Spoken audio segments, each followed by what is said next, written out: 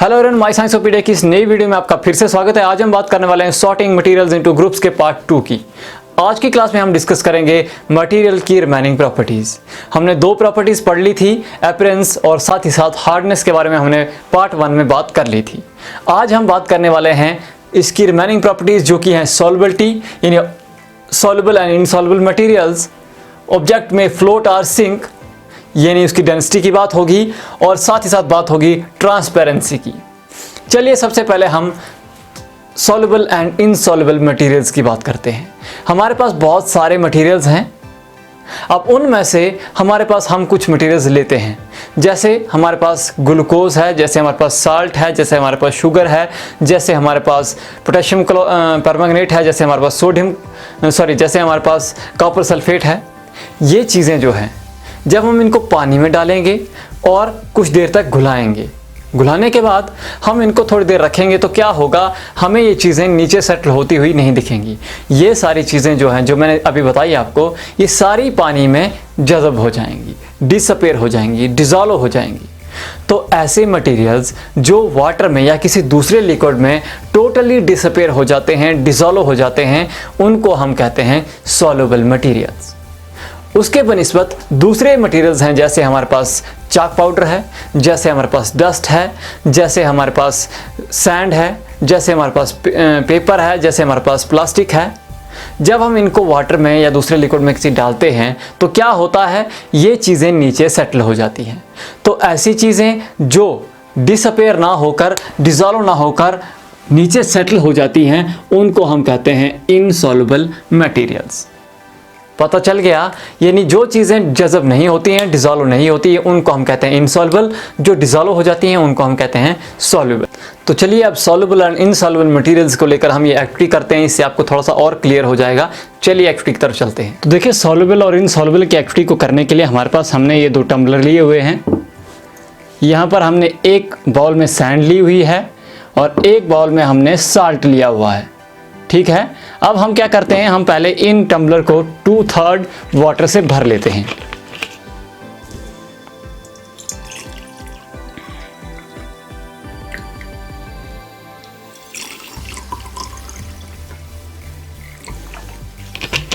भर दिया हमने 2/3 इनको वाटर से। अब हम क्या करेंगे, एक टम्बलर में हम साल्ट डालेंगे,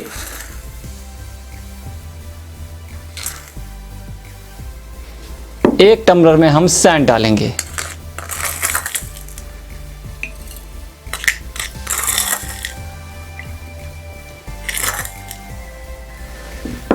ठीक है, अब हम दोनों को अच्छे से मिक्स कर लेते हैं।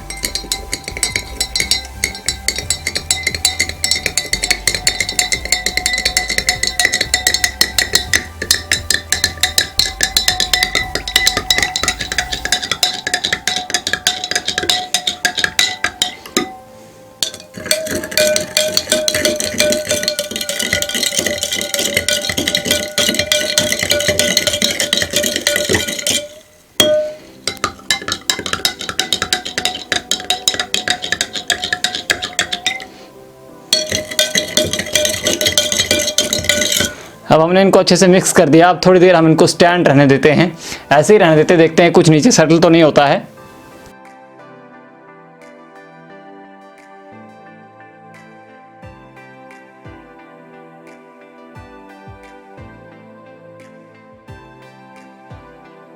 देखिए, इस बीकर में जिसमें हमने साल्ट डाला हुआ था, इसमें बिल्कुल ट्रांसपेरेंट हमको वाटर दिख रहा है। इसमें कुछ भी नहीं दिख रहा है, आप देख सकते हैं नीचे इसमें कुछ भी नहीं है। इसकी बेस दिख रही है, नीचे क्लियर इसकी बेस दिख रही है। लेकिन इस बीकर में जिसमें हमने सैंड डाली है, ये नीचे की तरफ कुछ पार्टिकल्स हमको सेटल होते हुए दिख रहे हैं। चलिए अभी होने देते हैं। अब होने के बाद ये कैसा दिखेगा, मैंने एक पहले करके रखा हुआ है। देखिए, इस तरह से ये दिखेगा। अब देखो, यहाँ पर नीचे जो है एग्जैक्ट आपको दिख रही है सैंड की लेयर, क्योंकि ये इसमें डिज़ोल्व नहीं हुआ है, तो ये नीचे जो है बराबर एक सैंड की लेयर बनी हुई है। आप देख सकते हैं, देखिए ये लेयर जो है सैंड की नीचे ये बनी हुई है। तो इस तरह से इसमें भी लेयर बनने वाली है। अभी नीचे देखो सेटल हो रहा है, तो आहिस्ता आहिस्ता करके ये नीचे सेटल हो जाएगा। तो ये एक्चुअली हमको क्या बताती है कि कुछ चीज़ें ऐसी होती हैं जो वाटर में डिज़ोल्व हो जाती हैं, जिनको हम सॉल्युबल ऑब्जेक्ट्स कहते हैं या सॉल्युबल थिंग्स कहते हैं। और कुछ ऐसी चीज़ें होती हैं जो डिसॉल्व नहीं होती हैं, जो डिसअपेयर नहीं होती हैं वाटर में, उनको हम इनसॉल्युबल ऑब्जेक्ट्स या इनसॉल्युबल थिंग्स कहते हैं। देखिए यहाँ पर अभी सेटल हो रहा है, ये देखिए आप नीचे सेटल हो गया एक जगह सेंटर में आपको दिखेगा, अगर आप देखने की कोशिश करेंगे तो देखिए आप, ये देखिए नीचे लेयर बन चुकी है, ये देखो नीचे लेयर बन चुकी है, ये देखिए नीचे लेयर बन चुकी है।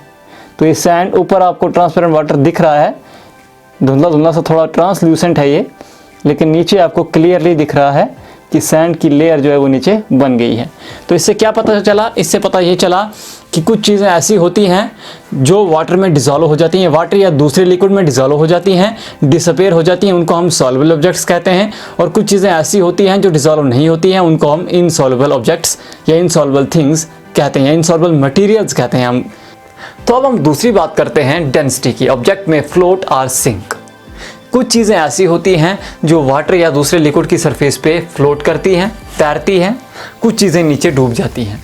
ये डिपेंड करता है कि उनकी डेंसिटी वाटर से ज़्यादा है या उस लिक्विड से ज़्यादा है या कम है। डेंसिटी का मतलब क्या हुआ?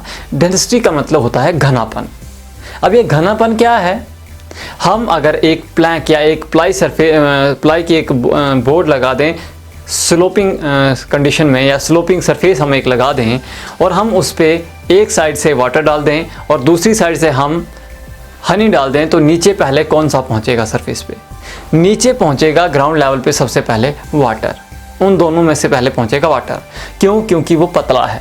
हनी घना है तो उसकी जो स्पीड है वो कम होगी। अब डेंसिटी मतलब हनी की ज़्यादा है, वाटर की कम है। डेंसिटी का मतलब होता है उसके जो अंदर मटेरियल, उसके मटेरियल के अंदर के जो एटम्स हैं वो कितने क्लोज हैं एक दूसरे के। अब ये एटम जो है काफ़ी आपके लिए कॉम्प्लिकेटेड सी टर्म है, लेकिन यहाँ पर मैं वही कहना चाहता हूँ कि अगर वो क्लोज हैं तो ऑब्जेक्ट ज़्यादा डेंस है। अब यहाँ पर हम कॉइन की बात करते हैं। जैसे हमारा कॉइन है, यानी जो मेटल्स हैं वो ज़्यादा डेंस होते हैं वाटर से, तो वो नीचे सेटल होते हैं। लकड़ी की बात करें या और लाइटर चीज़ों की बात करें, जैसे प्लास्टिक है, लकड़ी है और बहुत सारी चीज़ें हैं, थर्मोकोल वगैरह है जैसे, तो ये पानी के ऊपर सतह पर रहते हैं। क्यों? क्योंकि ये पानी से कम डेंस है। ठीक है, तो चलिए हम एक्टिविटी से और समझने, क्लियरली थोड़ा समझने की कोशिश करते हैं। चलिए हम एक्टिविटी इसकी भी देख लेते हैं। तो देखिए ये एक्टिविटी करने के लिए हमारे पास फिर से 2 टम्बलर रखे हुए हैं हमने। यहाँ पर कुछ पीसेज ऑफ वुड हैं और यहाँ पर हमने 3 कॉइन्स रखे हुए हैं। इस एक्टिविटी से हमने क्या बताना है? इससे हमने ये बताना है कि ऑब्जेक्ट्स में फ्लोट और सिंक इन वाटर। अब देखो हम फिर से वैसे ही करेंगे। हम इन दोनों को 2/3 वाटर से भर लेंगे।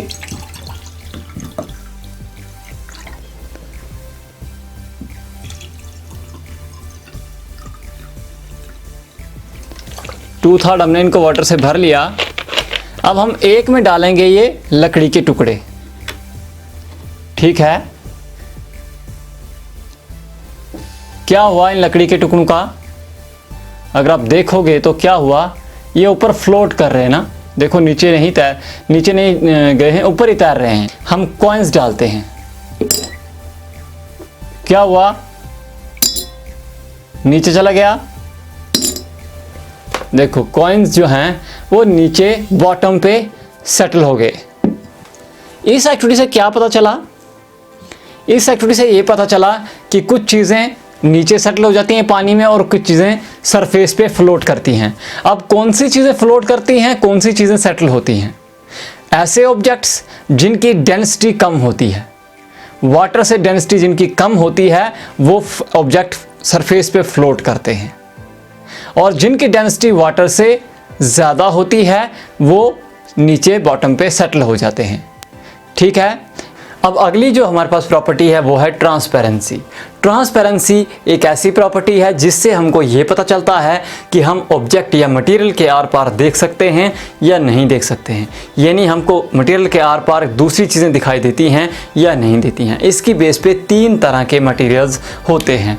पहले होते हैं ट्रांसपेरेंट, दूसरे होते हैं ट्रांसल्यूसेंट, तीसरे होते हैं opaque. Transparent materials are those materials through which we can see clearly. ठीक है, translucent materials are those materials through which we cannot see clearly. Opaque materials are those materials through which we cannot see anything. मतलब transparent materials allow light to pass through them completely. Translucent material are those materials which allow light to pass through them partially. Opaque material are those materials which do not allow light to pass through them. जैसे कि यहाँ पर transparent की बात करें तो हवा transparent है, वाटर ट्रांसपेरेंट है, ग्लास ट्रांसपेरेंट है, इनके आर पार क्लियरली दिखता है। ट्रांसलूसेंट के केस में जैसे पॉलीथीन है, जैसे कि हमारे पास आइस शीट है ना, तो इस तरह की चीज़ें जिनके आर पार हमको कुछ नहीं कुछ दिखता, तो ऐसी चीज़ें जिनके आर पार हमको थोड़ा बहुत नज़र आता है उनको हम कहते हैं ट्रांसलूसेंट। जबकि ओपैक मटेरियल ऐसे मटेरियल हैं जिनके आर पार हमको कुछ नहीं दिखता, जैसे कार्डबोर्ड है, जैसे वॉल है, जैसे और बहुत सारी चीज़ें हैं, जैसे बोर्ड है, बहुत सारी चीज़ें हैं जिनके आर पार हमको कुछ भी नहीं दिखता है। अब इस एक्टिविटी को परफॉर्म करने के लिए हमारे पास 3 चीज़ें हैं। पहला है ये कार्डबोर्ड, दूसरा है ये ग्लास और तीसरा है ये पॉलीथीन का शीट। तो देखिए, सबसे पहले ये एक्टिविटी है क्या? ये एक्टिविटी है, हमने ट्रांसपेरेंसी की बात करनी है। अब ट्रांसपेरेंसी क्या होता है? ट्रांसपेरेंसी एक ऐसी प्रॉपर्टी है किसी भी मटेरियल की जिसमें वो लाइट अपने आर पार पास होने देता है या नहीं देता है, वो हमको ट्रांसपेरेंसी से पता चलता है। अब देखो, हम सबसे पहले इस ग्लास शीट की बात करते हैं। मैं इस ग्लास शीट को अपने चेहरे के आगे रखता हूँ, ज़रा देखते हैं क्या होता है। अब देखो, मैंने इस ग्लास शीट को अपने चेहरे के आगे रख लिया। क्या आपको मेरा चेहरा क्लियरली दिख रहा है? तो आपको मेरा चेहरा क्लियरली दिख रहा है। मैंने अपने हाथों में कुछ पकड़ा है या नहीं पकड़ा है, आपके लिए ये अंदाज़ा लगाना मुश्किल है। अगर इस पर रिफ्लेक्शन नहीं आएगी लाइट की तो ये अंदाज़ा लगाना मुश्किल है कि मेरे हाथों में कुछ है या नहीं, क्योंकि बिल्कुल आर पार इसमें दिख रहा है। ऐसी चीज़ें जिनके आर पार क्लियरली दिखता है या जिनके आर पार लाइट पास होती है उनको हम कहते हैं ट्रांसपेरेंट ऑब्जेक्ट्स। ठीक है। अब दूसरा मैं लेता हूँ ये कार्डबोर्ड। ठीक है। अब इस कार्डबोर्ड को मैं अपने चेहरे के सामने रखता हूँ, देखता हूँ आपको दिखता है मेरा चेहरा या नहीं दिखता है। तो क्या आपको मेरा चेहरा दिख रहा है? ऑब्वियसली आपको मेरा चेहरा नहीं दिख रहा है। क्यों? क्योंकि ये जो कार्डबोर्ड है ये अपने आर पार लाइट को पास होने नहीं दे रहा है, ये इसके आर पार लाइट पास नहीं हो रही है। तो इसीलिए हम ऐसे मटेरियल से जिसके आर पार लाइट पास नहीं होती है उसके आर पार हम नहीं देख सकते हैं। तो ऐसी चीज़ें जिनके आर पार हम नहीं देख सकते हैं उनको हम कहते हैं ओपैक मटेरियल्स। अब एक कैटेगरी ऐसी है जो इन दोनों के बीच में आती है, जैसे ये है, ये पॉलीथीन है। इसको अगर मैं अपने चेहरे के आगे रखूँगा तो देखते हैं क्या होता है। अब मैंने इसको अपने चेहरे के आगे रखा, आपको मेरा चेहरा धुंधला दिखाई दे रहा है, थोड़ा बहुत अंदाज़ा हो रहा है कि कोई आदमी है उस साइड, लेकिन धुंधला दिख रहा है। तो ऐसी चीज़ें जिनके आर पार हम धुंधला देखते हैं उनको हम बोलते हैं ट्रांसल्यूसेंट, क्योंकि ये अपने आर पार लाइट पास होने देते हैं लेकिन पूरी तरह से लाइट पास नहीं होती है। कुछ लाइट डिफ्यूज़ हो जाती है, कुछ लाइट रिफ्लेक्ट हो जाती है। तो इससे क्या होता है कि सामने वाला जो इंसान है या सामने वाला जो नज़ारा है वो हम कैसे देखते हैं? धुंधला देखते हैं। ठीक है। तो ऐसी चीज़ें इनको हम कहते हैं ट्रांसल्यूसेंट। ठीक है। मुझे लगता है अब शायद इस एक्टिविटी के बाद आपको कोई कन्फ्यूजन नहीं होगी। तो ये हो गई आज की क्लास की बात। आज की क्लास में हमने ये सारी प्रॉपर्टीज़ पढ़ ली। आज ये चैप्टर जो है ये अभी यहाँ पे ख़त्म हो गया। अब एक्सरसाइज इसकी हम कल डिस्कस करेंगे। तो अभी के लिए इतना ही, फिर मिलते हैं एक नई वीडियो में। लेकिन जाने से पहले वीडियो को लाइक कीजिए, कमेंट कीजिए, शेयर कीजिए ताकि ज़्यादा से ज़्यादा लोग चैनल पर जुड़ें। अगर कंटेंट अच्छा लग रहा है तो ज़्यादा से ज़्यादा शेयर भी कीजिए। अभी के लिए अलविदा, फिर मिलते हैं नई वीडियो में।